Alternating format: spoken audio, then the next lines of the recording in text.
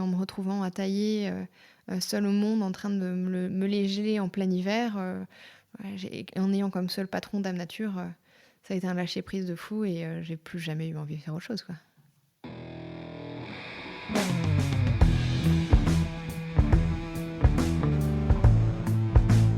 Le vin, le jaja, le pinard, le pif.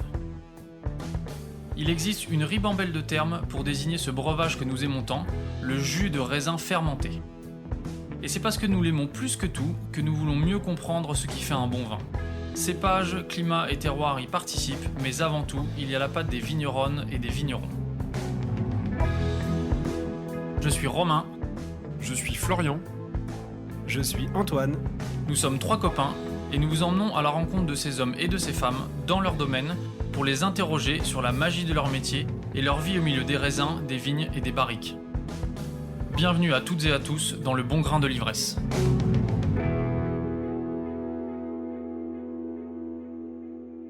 Par un bel après-midi de fin d'été, je suis saisi par une envie de champagne.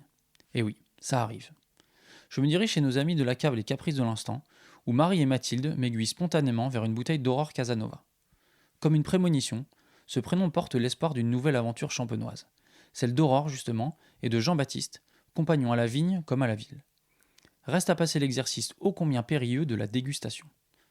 Porté par la précision et l'aromatique de la cuvée dégustée, un parcellaire blanc de noir sur le grand cru Puisieux, excusez du peu, je n'ai aucun mal à imaginer la suite. Rencontrer Aurore en Champagne et réaliser une interview de cette jeune vigneronne. Et c'est ainsi que, par un beau matin d'hiver, Florian et moi nous dirigeons vers Mardeuil, un petit village de la montagne de Reims. Arrivés devant la porte, sans avoir oublié de marcher dans une prouesse canine, du pied droit, ça porte bonheur, Aurore vient nous ouvrir avec un grand sourire. Nous sommes directement mis dans le bain de la bonne humeur de la maison.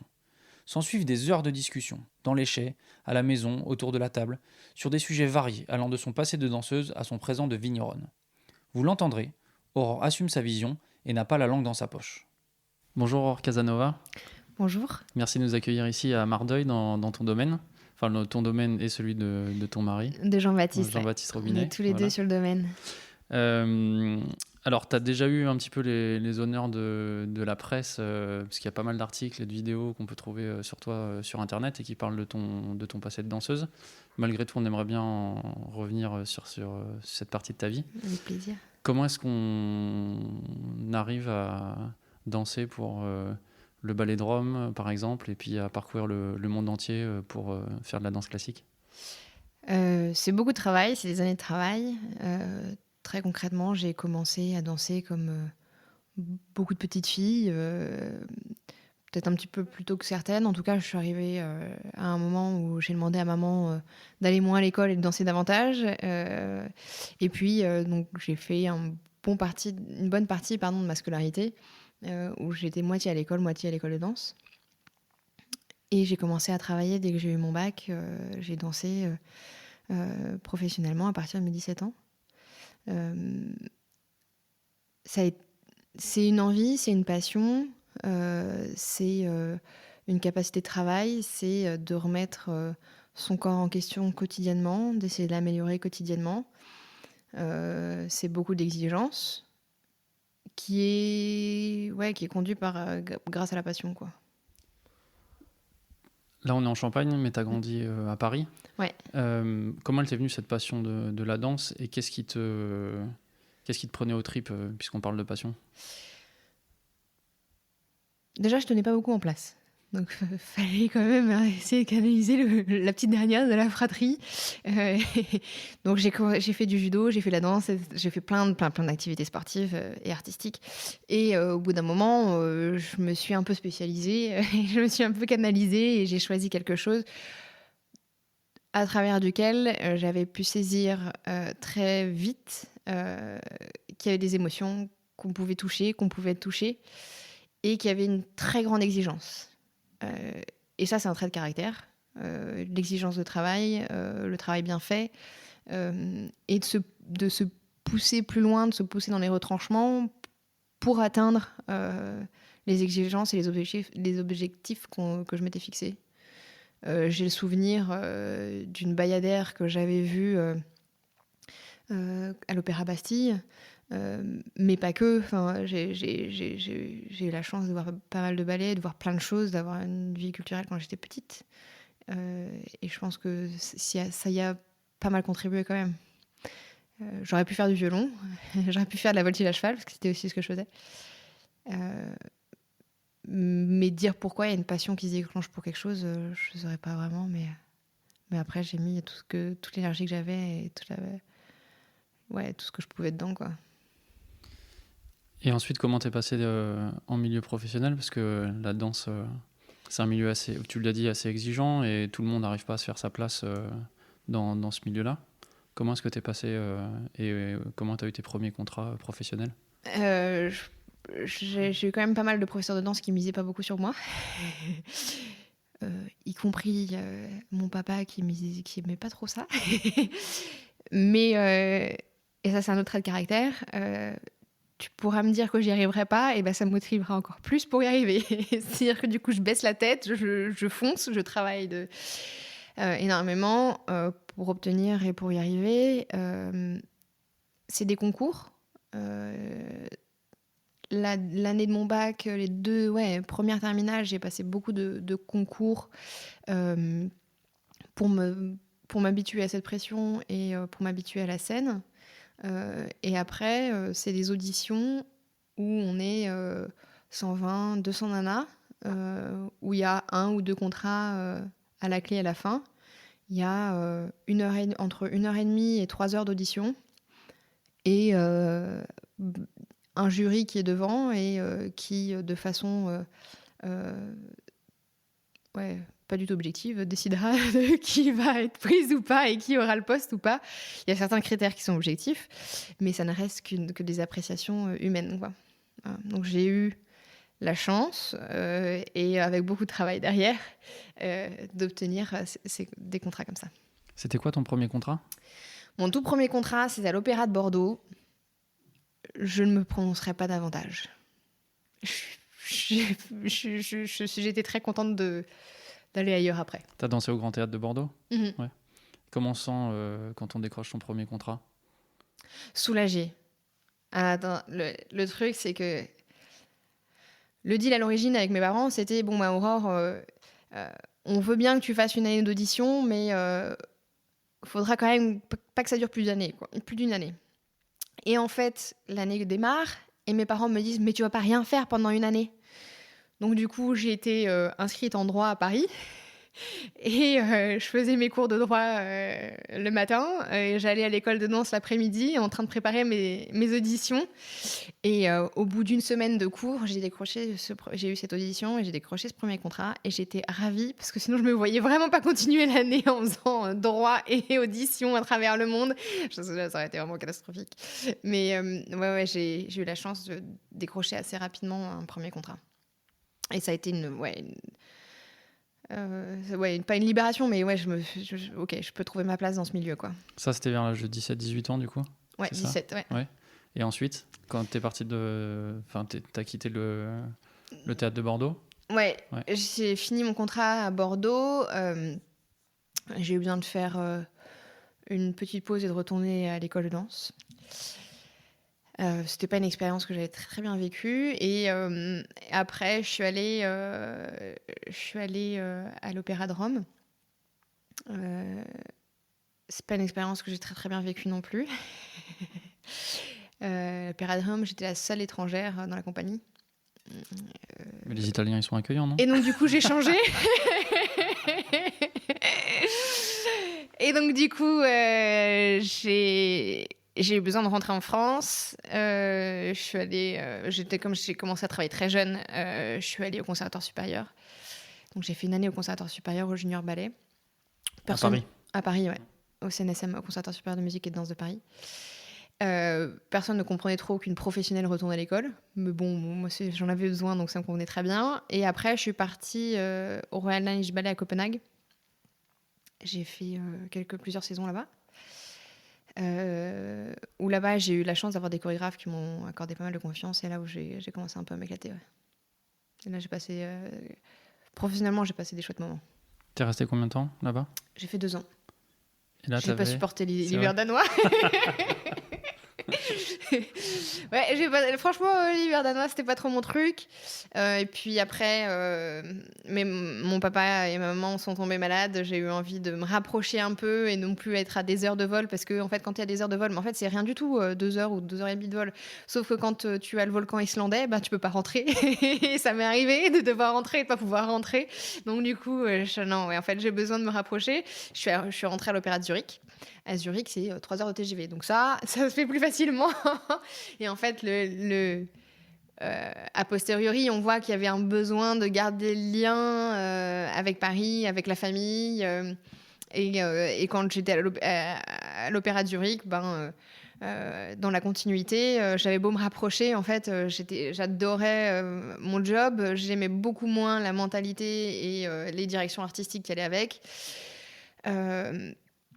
Je passerai tous les détails sur chacune de mes directions artistiques. Et en fait, ouais, le besoin d'être plus proche de la famille, de trouver des racines était passé au-delà de la passion que j'avais pour la danse, quoi.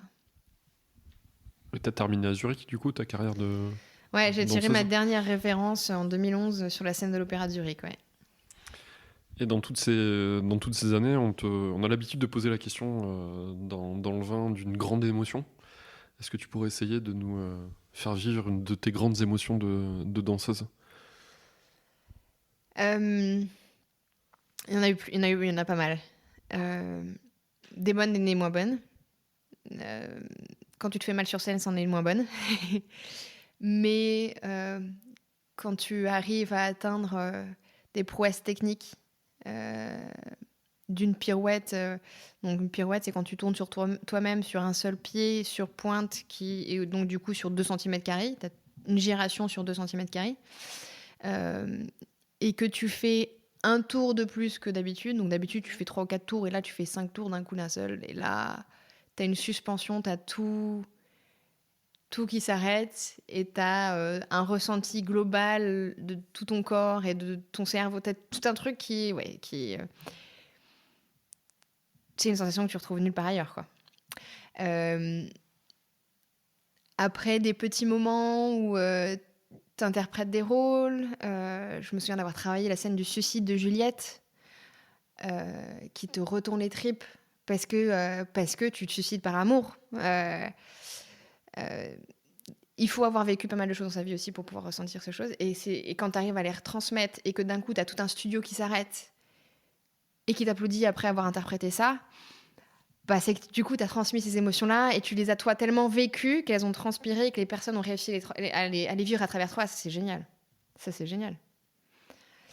Après, tu as aussi des moments de très grande connivence avec des partenaires, que ce soit masculins ou féminins, des moments où tu as des pas de 3 ou des pas de 2, où tu sens et tu vois dans ton champ de vision que les inclinaisons de tête, les bras, tout est parfaitement symétrique.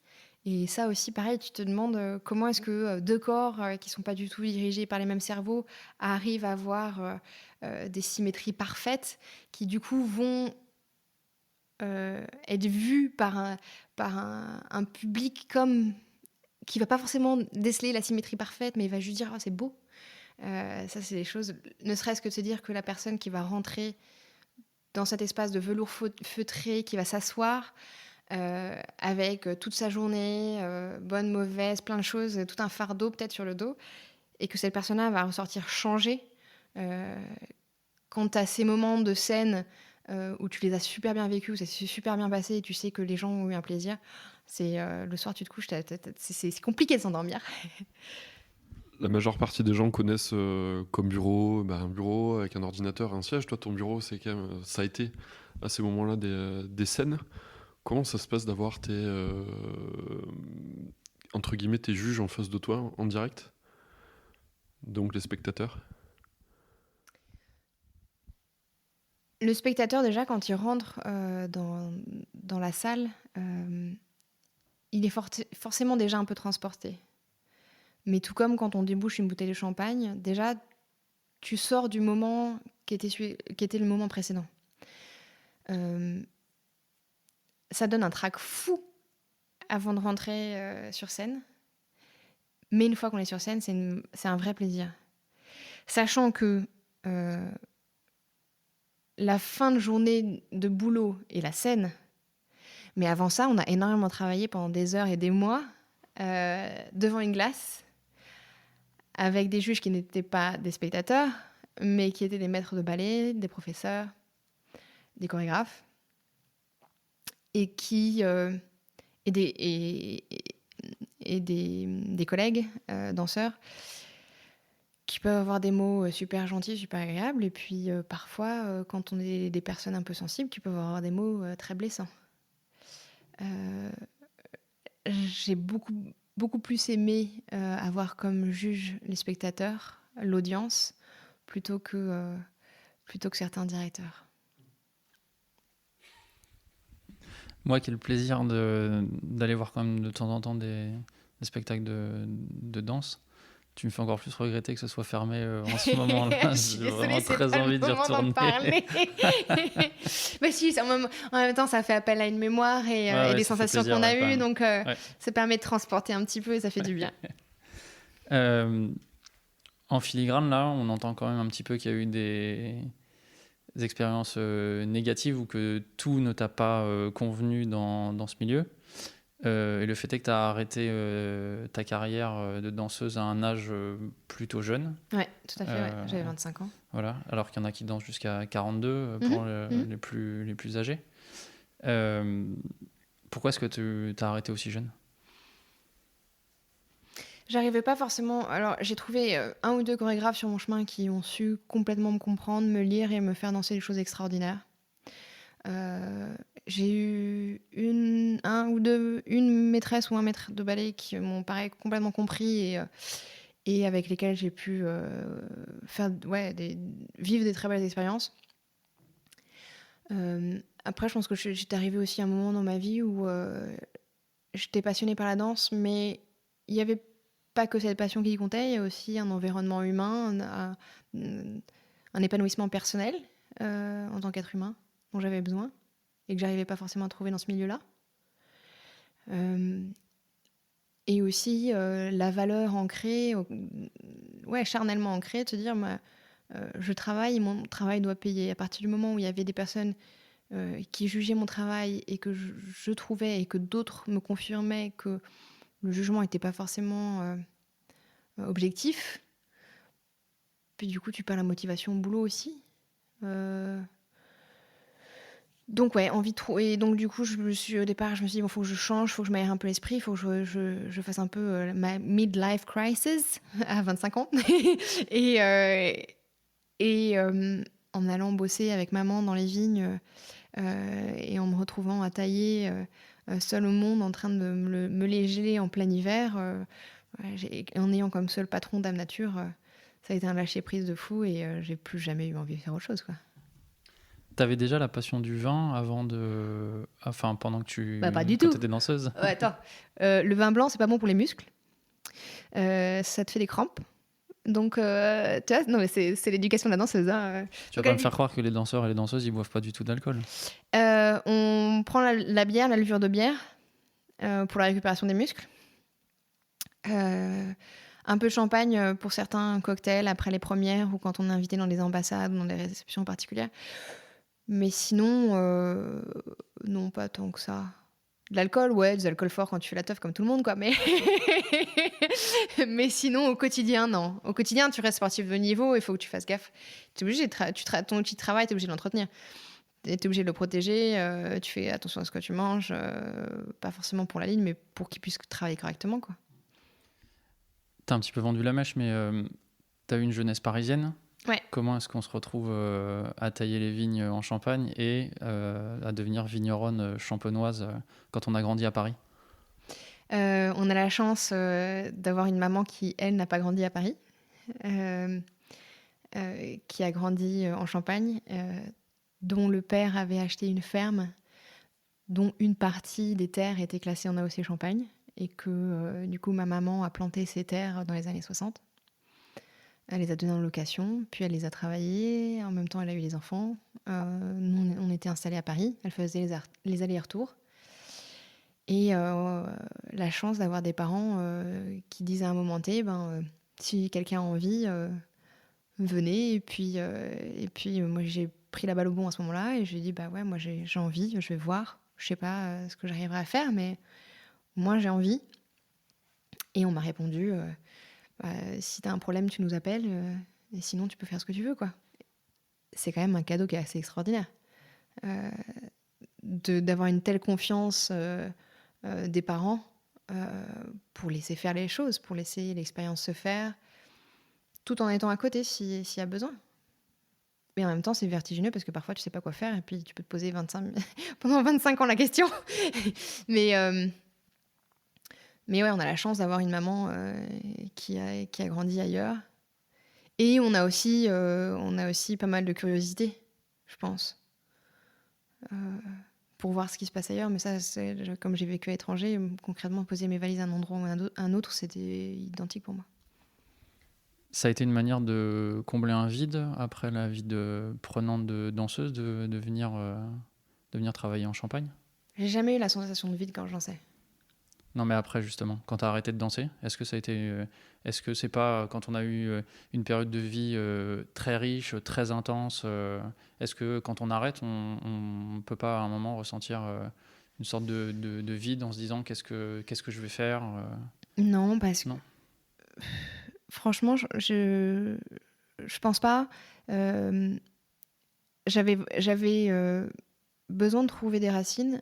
J'avais besoin, a posteriori, de trouver autre chose, de trouver ma place en tant qu'être humain, en tant qu'agriculteur dans la société.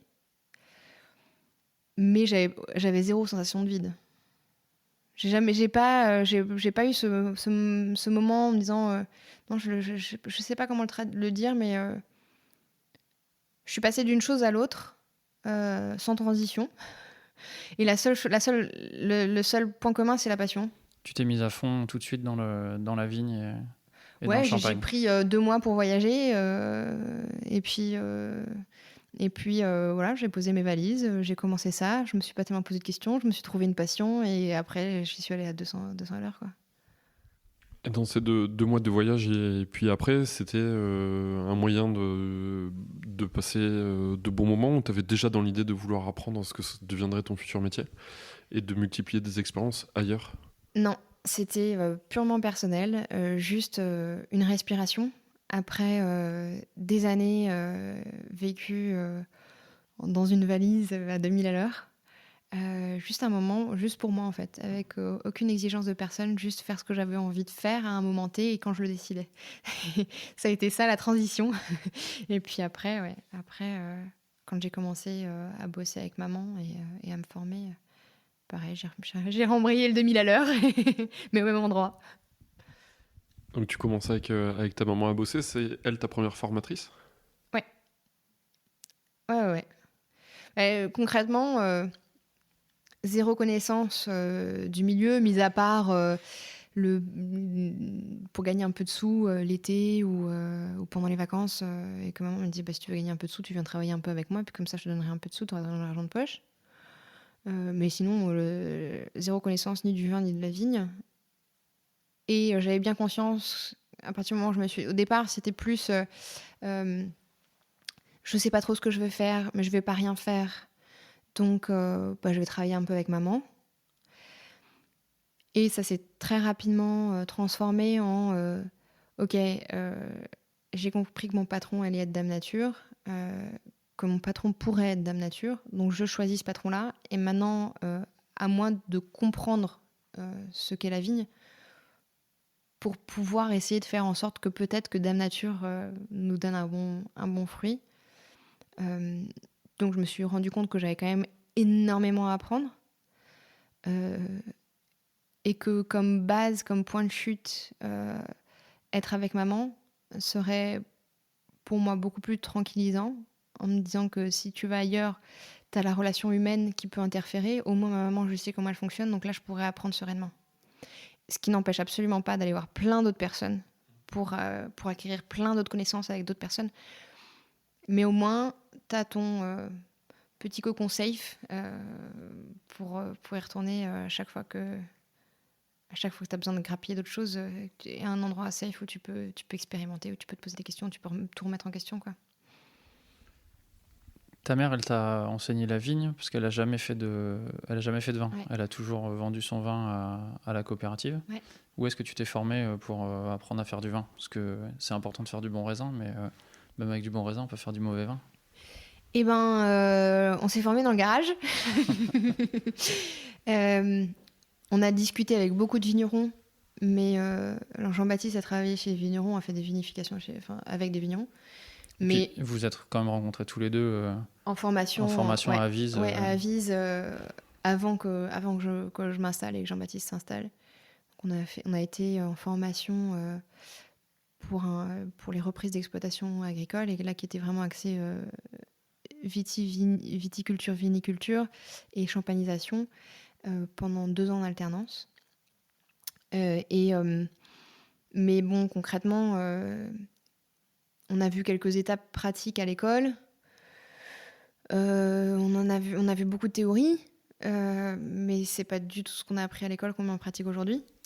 Où est-ce que vous avez fait vos alternances tous les deux? Moi, je l'ai fait avec maman. Et Jean-Baptiste a fait son alternance chez Fabrice Pouillon. Donc c'était bien. Lui, c'était chouette parce qu'il a grandi dans une famille vigneronne. Donc au moins, ça lui a permis de voir d'autres pratiques, d'autres façons de faire, de passer les charrues, de bâtonner des fûts, chose qu'il n'avait pas forcément vue chez lui. C'était quoi la question? Comment est-ce que vous avez appris à faire du vin? Parce qu'avec ta mère, t'as surtout appris à travailler la vigne. Où est-ce que vous avez appris à faire du vin? JB, là, il y avait un peu de pratique de vinification dans un bout de sa famille. Mais ouais, c'est beaucoup de rencontres avec beaucoup de vignerons, de visualisation, de dégustation, pas vraiment de pratique en fait. Enfin, pour ma part, de mon côté, moi les premiers vins que j'ai faits, j'avais jamais fait de vin avant. C'est énormément de dégustation de ses propres vins. À la sortie du pressoir, en début de fermentation, au milieu de fermentation, en fin de fermentation. Les premières années, je dégustais tout le temps pour comprendre ce qui se passait et pour éviter qu'il y ait des choses que j'ai pas envie qui puissent arriver. Et de l'instinct. Beaucoup d'instinct. Est-ce que tu avais déjà dégusté beaucoup de vin avant de commencer à faire les tiens? Où est-ce que tu t'es formé le palais? J'ai eu la chance de rentrer, que quelqu'un me prenne sous son aigle à Paris et de rentrer dans un club de dégustation très chouette et de faire énormément de dégustations parisiennes. On peut dire leur nom, peut-être? Ou c'est confidentiel? Non, c'est pas confidentiel du tout. Non, c'est le club d'onologie du Sénat à l'époque, avec Henri Trémoulac. Et puis, ouais, la team du club d'Ono, quoi, où j'ai dégusté énormément. Mais on peut faire partie de ces clubs-là, même si on n'est pas... En théorie, non. D'accord. C'est pour ça que je dis qu'on m'a pris sous une aile. Mais c'était... moi, j'ai débarqué très, très humblement chez un caviste qui, à l'époque, faisait que du champagne, qui n'existe plus maintenant. Et avant de commencer ma formation, j'allais le voir toutes les semaines en lui posant des questions. Et comment ci, et comment ça, et pourquoi est-ce que vous vendez ci, pourquoi est-ce que vous vendez pas ça, et le prix moyen, et le machin, et qu'est-ce qu'il fait comme vinification, et qu'est-ce qui patati, qu'est-ce qui patata. Et puis un jour, on m'a dit, mais tu poses quand même un peu beaucoup de questions un peu trop pertinentes, et ce serait bien que tu rencontres un copain. Et puis hop, on m'a pris sous une aile et on m'a fait beaucoup de dégustations, parce que concrètement, à l'école de vitiviniculture, comme c'est des formations pour adultes, c'est le code du travail, il n'y a pas le droit d'avoir d'alcool sur le lieu de travail, donc tu n'as pas le droit de déguster. Voilà. Donc si tu veux te faire le palais et apprendre la vinification sans déguster du vin, c'est un peu compliqué. Mais ça a été ça à l'école. Donc il a bien fallu apprendre ailleurs. Et en parallèle avec Jean-Baptiste, en parallèle et après, on continue maintenant, on va voir énormément de vignerons plusieurs fois par an, quoi. Tu nous parles d'une formation de reprise d'exploitation agricole, donc ça veut dire que tu avais déjà l'idée de reprendre une exploitation, ou c'est cette formation qui a fait que tu t'es décidé à monter ta propre structure? C'est pas tant la formation en elle-même que l'apprentissage et de travailler avec maman et de me retrouver en plein milieu de la vigne. Au départ, c'était plus j'ai envie de voir autre chose. Pour l'instant, je me prends 6 mois sabbatiques. Je vais pas rien faire parce que je ne sais pas rien faire.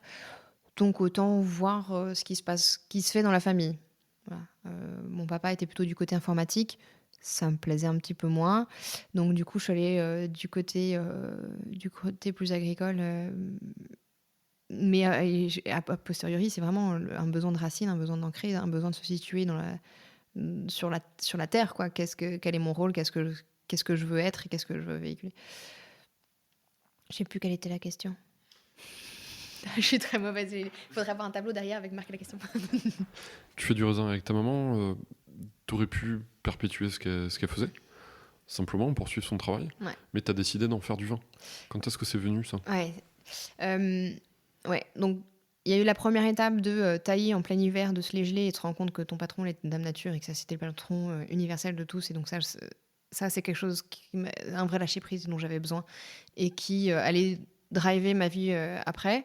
Et plus tard, où au départ, tu te dis, bon, ben, la continuité, c'est de faire du champ, ok, mais une continuité juste pour une continuité, ça n'a pas un réel intérêt, quoi. Vendre pour vendre des bouteilles, bon oui, tu peux créer une jolie histoire autour d'une marque, etc. Mais il y avait la chose de, ok, on est à Puisieux, c'est censé être un des 17 grands crus la Champagne. Quand j'essaie de me renseigner un peu autour sur ce qu'est le sol, auprès d'autres vignerons, j'arrive pas forcément à trouver mes réponses. Donc, si les anciens ont décrété que c'était un grand cru, c'est que c'est une vraie belle terre et qu'il va falloir essayer de la comprendre. Et je me suis fixé ça, avec JB, on s'est fixé ça comme objectif de comprendre pourquoi est-ce qu'à un moment on a dit grand cru. Il n'y a pas que la proximité d'un pressoir, il n'y a pas que des faits historiques, il y a aussi forcément une terre, parce que sinon ça n'aurait pas gardé cette appellation-là, quoi. Et donc fixer un job à la vigne pour comprendre le sol, pour comprendre les parcelles, pour comprendre chaque petit bout de la parcelle, et après se fixer une vinification assez naturelle, avec des levures naturelles, avec presque zéro intrant, pour pouvoir comprendre et découvrir sa propre passion et découvrir son propre sol et le donner à voir à d'autres pour pouvoir justement transmettre des émotions, quoi. On va essayer de détailler justement un petit peu vos méthodes de travail et pourquoi est-ce que vous avez fait ces choix-là.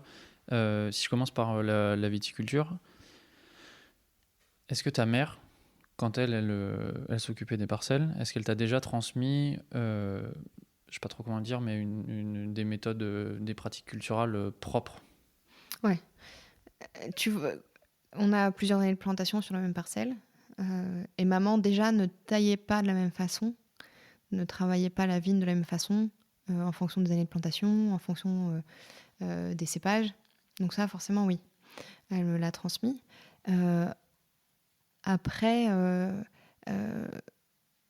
on s'est affranchi de pas mal de façons de faire, que ce soit de la génération précédente, que ce soit de ma maman, que ce soit des oncles de Jean-Baptiste.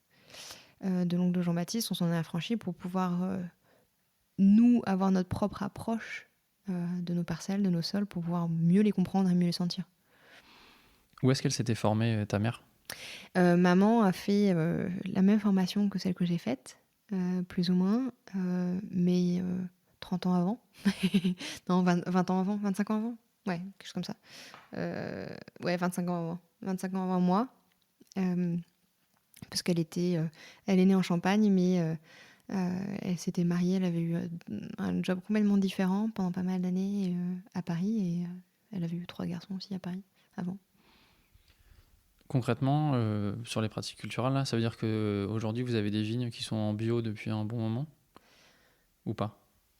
Concrètement, sur les pratiques culturelles, on est en cours de certification bio.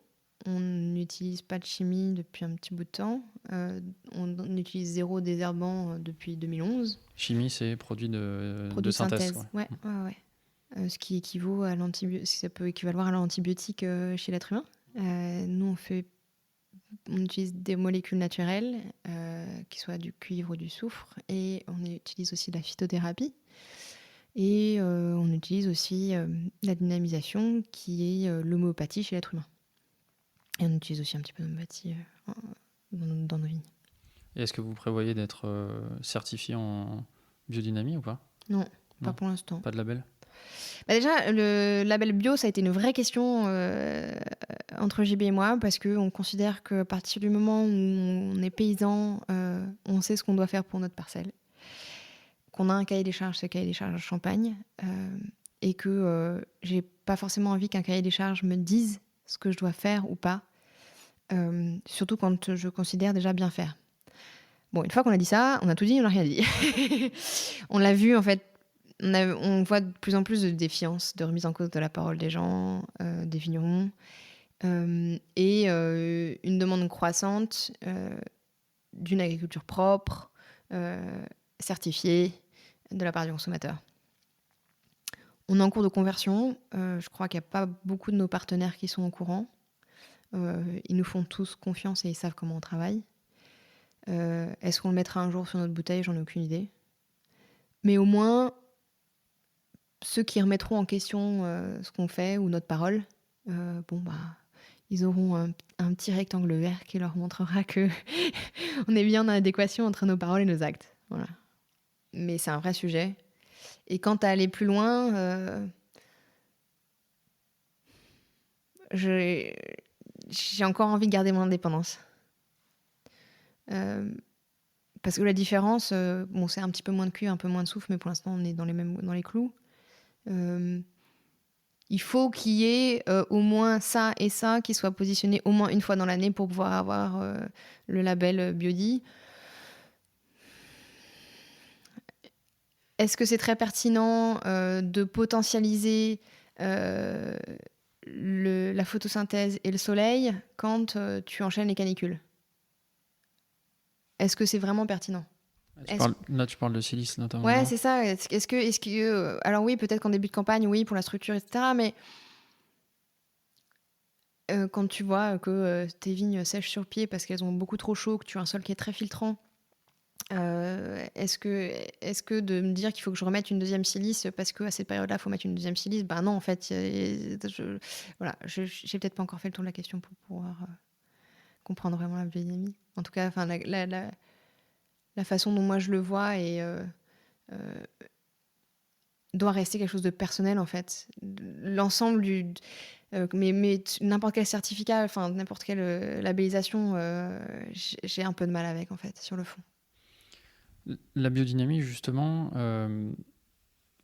on en entend beaucoup parler dans le vignoble. Il y a des gens qui disent qu'il y a à peu près autant de biodynamie que de vignerons et de vigneronnes. Comment tu y es entré, toi? Est-ce que c'est une boîte à outils, comme certains la voient, avec des préparations qui permettent de rendre les sols plus vivants, plus riches? Ou est-ce que tu y es rentré par une autre voie plus spirituelle, entre guillemets? Je pense que la première vertu de la biodynamie, c'est de forcer le vigneron, de mettre l'agriculteur dans son champ. Déjà ça, il y a un besoin d'observation que même en bio, tu n'es pas obligé.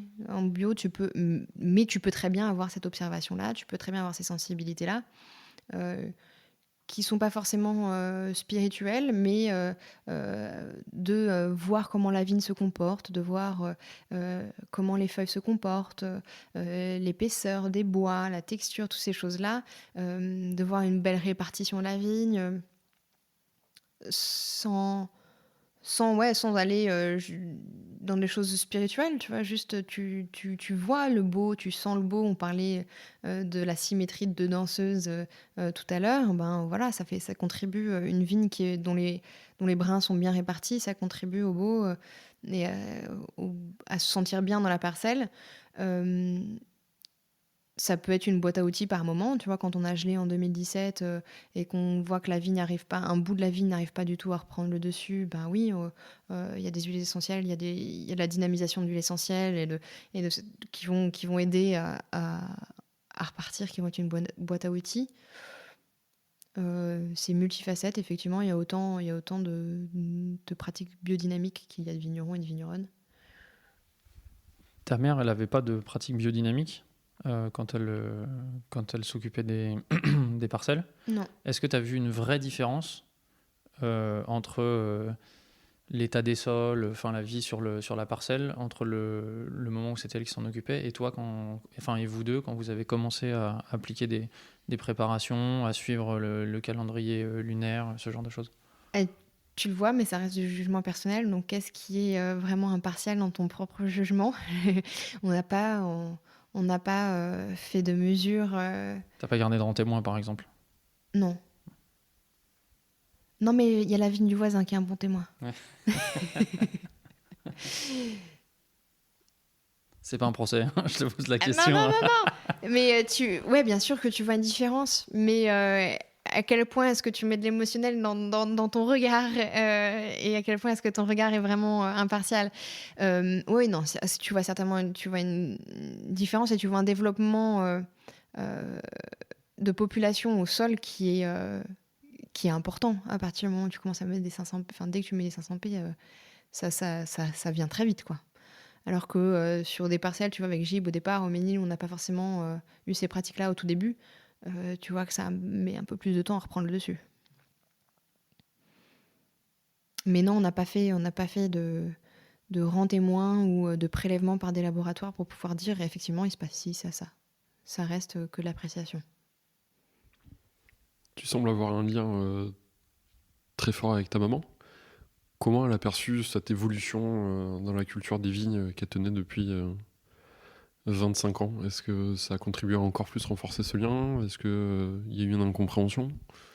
J'ai la chance d'avoir des parents assez ouverts, bien qu'ils soient de génération où, à qui on a dit il faut produire parce on est après-guerre et il faut mettre des produits pour faciliter le travail, il faut mettre des produits pour produire davantage. À partir du moment où elle m'a laissé les clés, j'ai pu faire ce que je voulais. Alors parfois, au départ, elle est venue en me disant quand même un peu de chardon et un peu d'ortie, là, ça me chatouille un peu les genoux quand je viens t'aider de temps en temps. Oui, oui. Et puis les orties qui ont une vertu, c'est qu'ils ont une racine pivot et qui du coup ils décompactent très bien le sol, ont laissé place à du mouron qui colonise bien le sol. Et au départ, elle observe et puis après, elle est devenue ma plus fervente défenseuse. C'est-à-dire que quand d'autres vignerons viennent attaquer, elle défend son problème, quoi. Parce elle y a trouvé aussi son compte et parce qu'on a aussi expliqué. Alors oui, effectivement, les raisins ont l'air beaucoup plus charnus chez le voisin, tu vois, avec beaucoup plus gorgés d'eau. Mais quand on goûte le vin au final, quand on goûte le champagne et qu'on voit que c'est quand même intéressant si les raisins sont pas trop gorgés d'eau parce que du coup ils sont concentrés en goût et que ça donne quelque chose qui est vraiment très intéressant en bouche, voilà, elle a compris comme notre philosophie et notre façon de voir les choses et elle a adhéré sans aucun problème. Vous accordez avec JB beaucoup d'attention aux raisins. Vous avez des raisins les plus sains et les plus mûrs possibles à la vendange, si je comprends bien. Comment vous les utilisez après, une fois que vous arrivez dans les chais? Alors ils arrivent, on essaie de les presser assez rapidement. Sauf les coteaux où on va laisser des macérations. Mais on presse les jus. On va mettre un tout petit peu de sulfite à la sortie du pressoir. L'objectif du sulfite à ce moment-là, c'est juste de faire une micro-sélection dans les populations bactériennes et levuriennes. Parce que les bactéries ou certaines choses qui peuvent être un peu néfastes et donner mauvais goût sont très sensibles au SO2, donc on n'a pas besoin d'en mettre beaucoup du tout. Nous, on en met très peu. Après, on va laisser Dame Nature œuvrer. Donc on va laisser les levures qui sont naturellement présentes sur les raisins faire leur job. Les bactéries, pour faire d'autres fermentations, si elles en ont envie ou pas, ça dépend des années. Les fermentations peuvent se faire en 1 mois, 2 mois, 6 mois. Ça ne me regarde pas vraiment. À partir du moment où on a des raisins et un sol et une vigne dans lequel on a confiance, les fermentations, l'élevage se passe plutôt bien.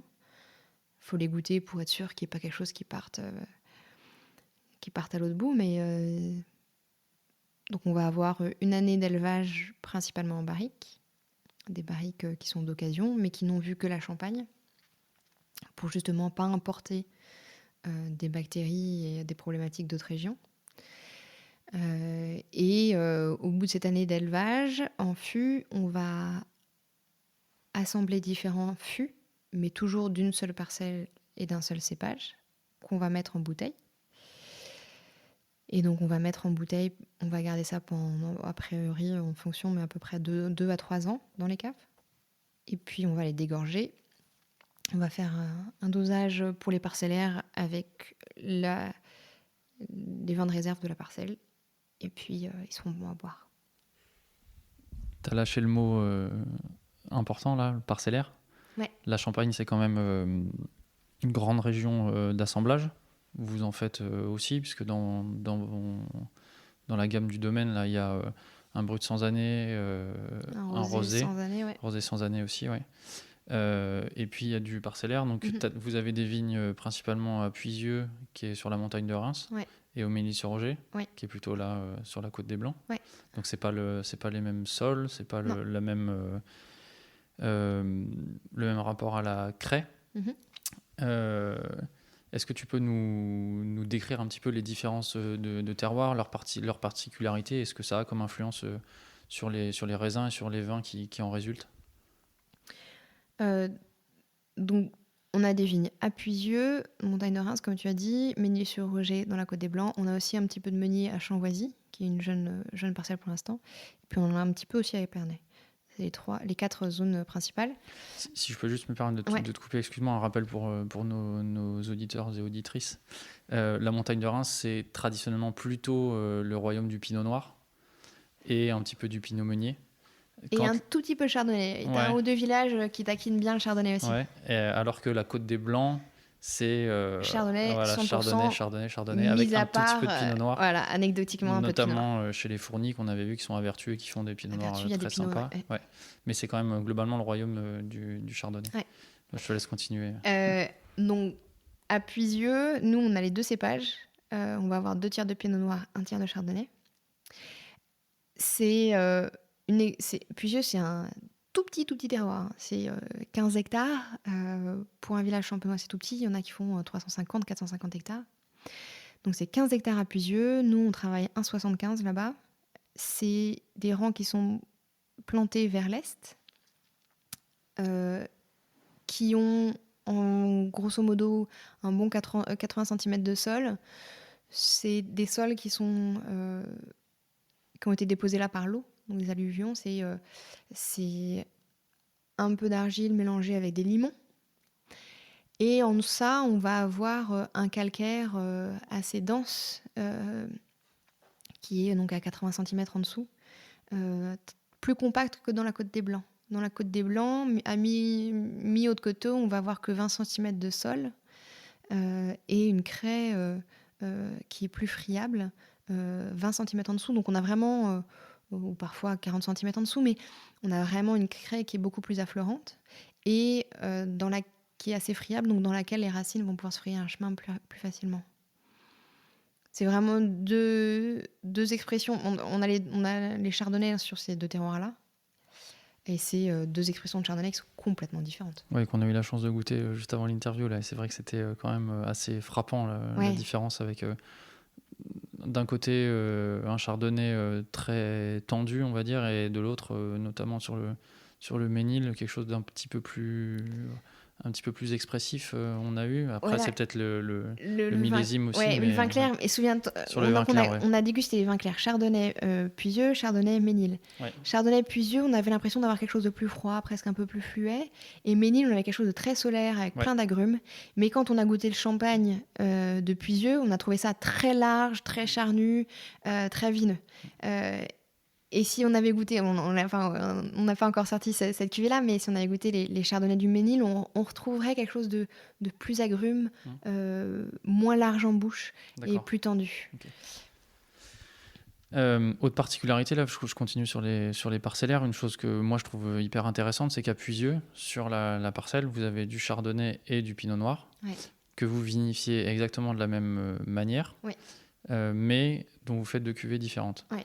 Déjà, quand on a 2 cépages différents sur une même parcelle, est-ce que vous les traitez différemment en termes de taille, en termes de pratiques culturales, comment ça se passe?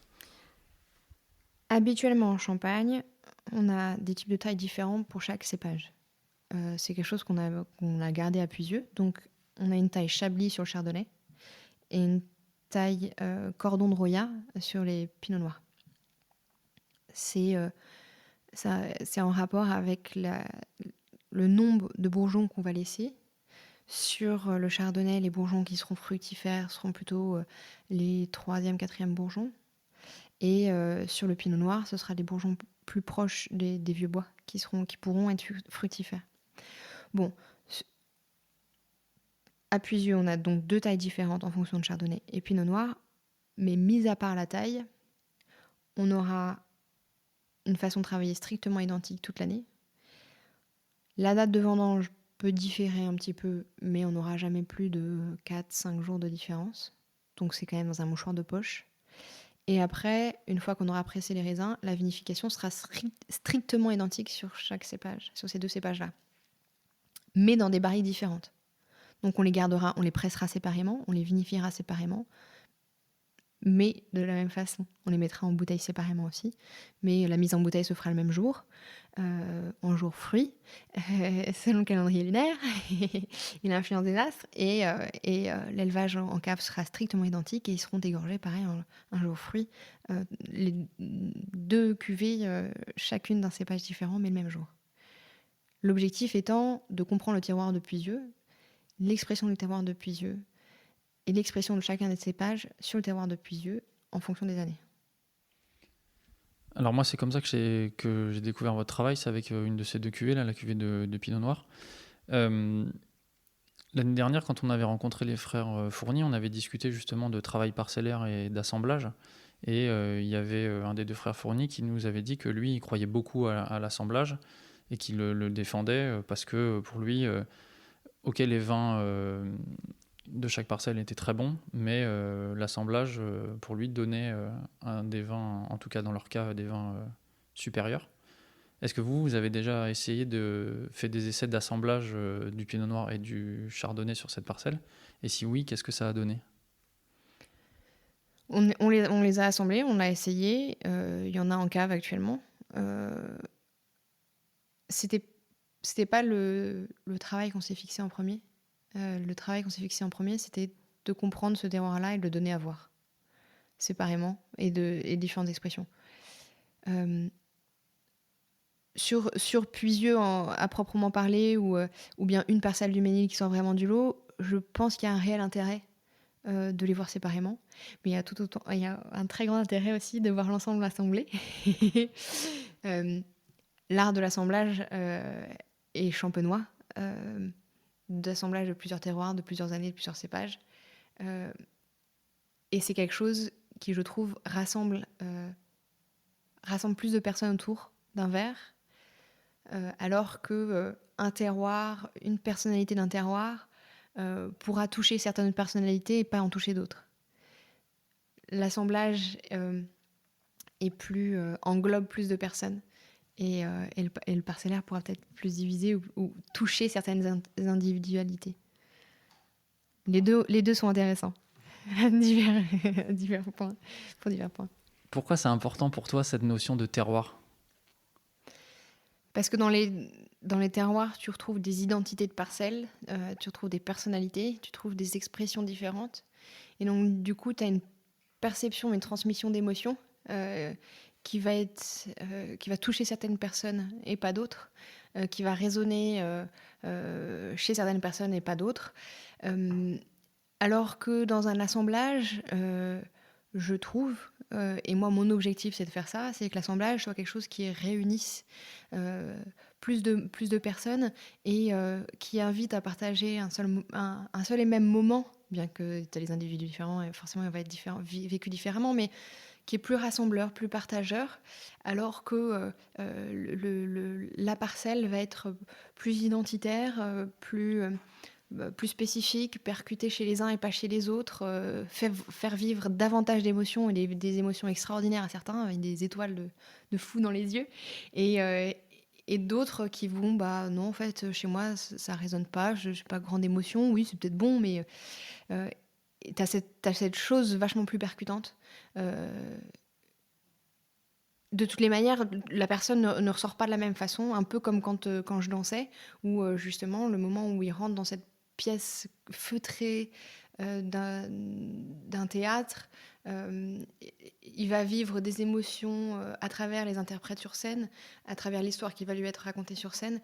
Et de même, tu racontes t'as une histoire et t'as des années de plantation, de croissance de la vigne, d'élevage du vin, qui vont lui permettre de vivre certaines émotions. Et ça, c'est super intéressant.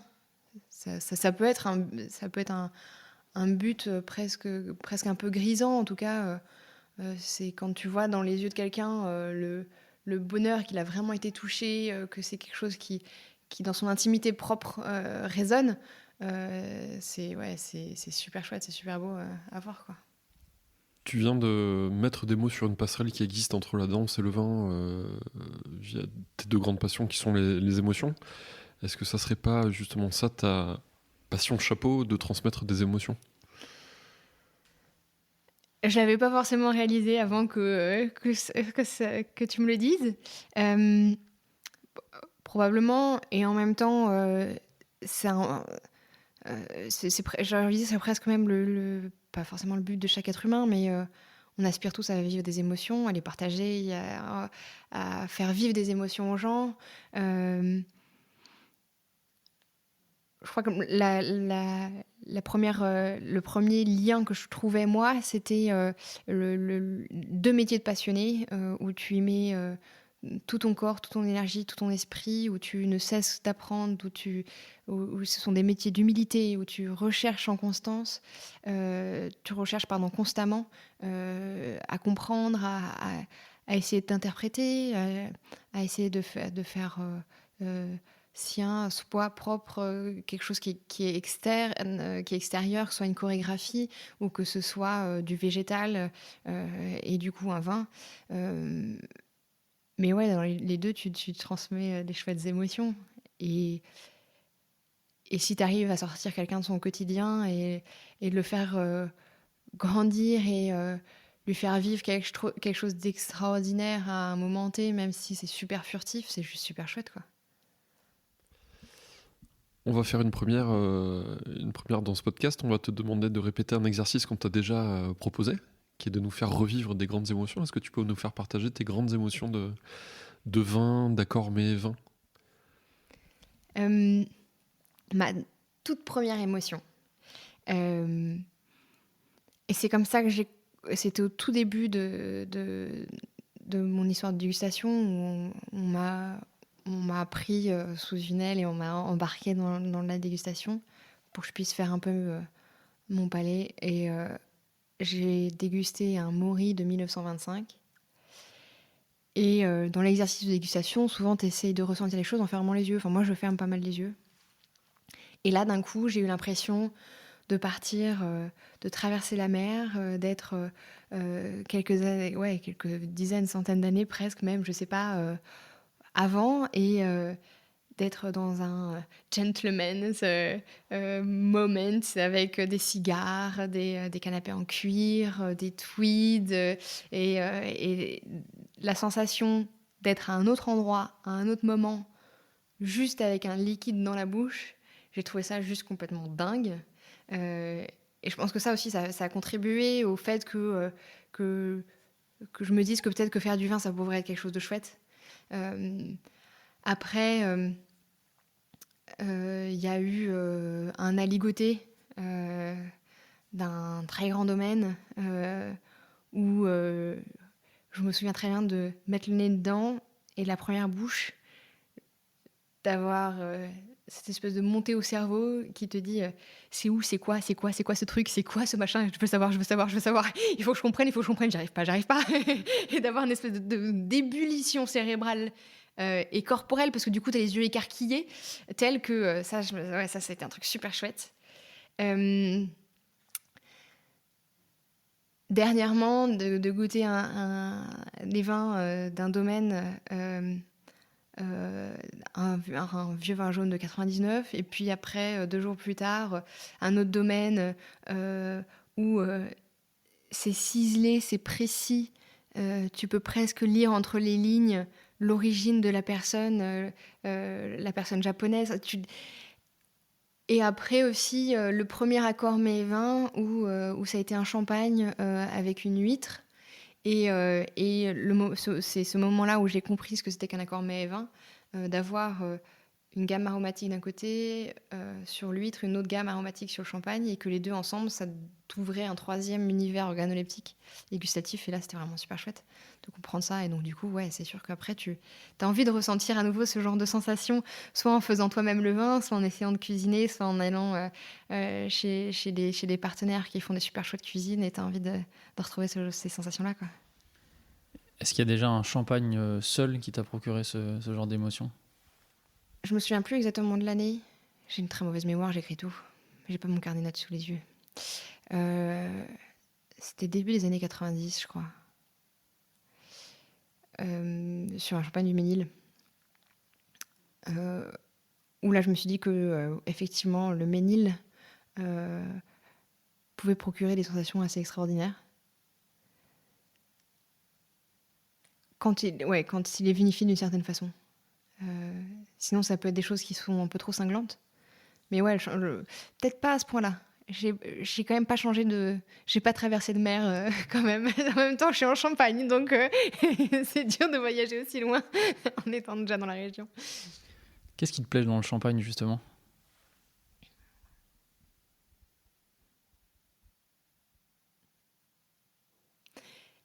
Déjà, l'univers, enfin pas l'univers, mais le moment que tu passes quand tu ouvres une bouteille de champagne, en général, c'est un moment d'apéritif, culturellement, hein, où on est un petit nombre, parfois on n'est que deux, mais tu fermes un moment.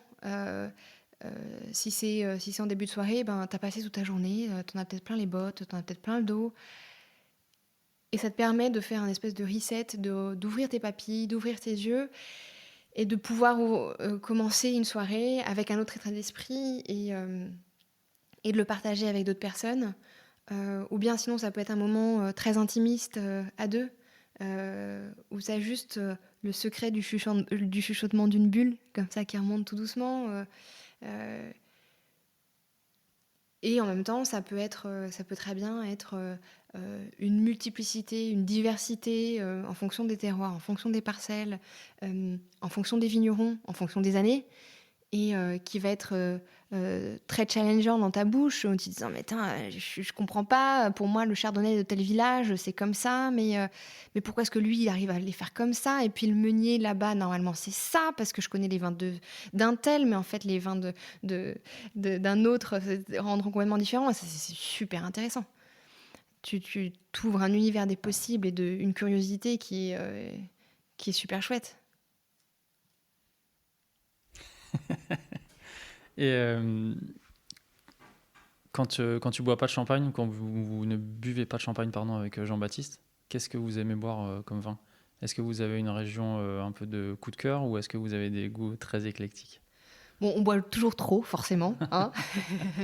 L'abus d'alcool est dangereux pour la santé, et on n'invite jamais modération. On rigole tous, voilà, ça c'est fait. On boit plein de choses, autant par curiosité que par passion de découvrir les gens qui sont derrière, que par passion de plein de façons différentes de faire un vin rouge. C'est censé être presque la même chose, un pinot noir. Bon, bah, sur le papier, c'est presque la même chose, sauf que tu as tellement de façons différentes de le faire, c'est juste magnifique. On aime beaucoup le Jura, on aime beaucoup la Loire, on aime bien la Savoie. On aime beaucoup le domaine Labbé depuis un bout de temps. On aime bien Goiseau aussi. On aime bien, la semaine dernière, il y a un vin dans les grandes émotions qu'on a eu la chance de déguster pour la 2e fois de notre vie, d'un très grand domaine bourguignon.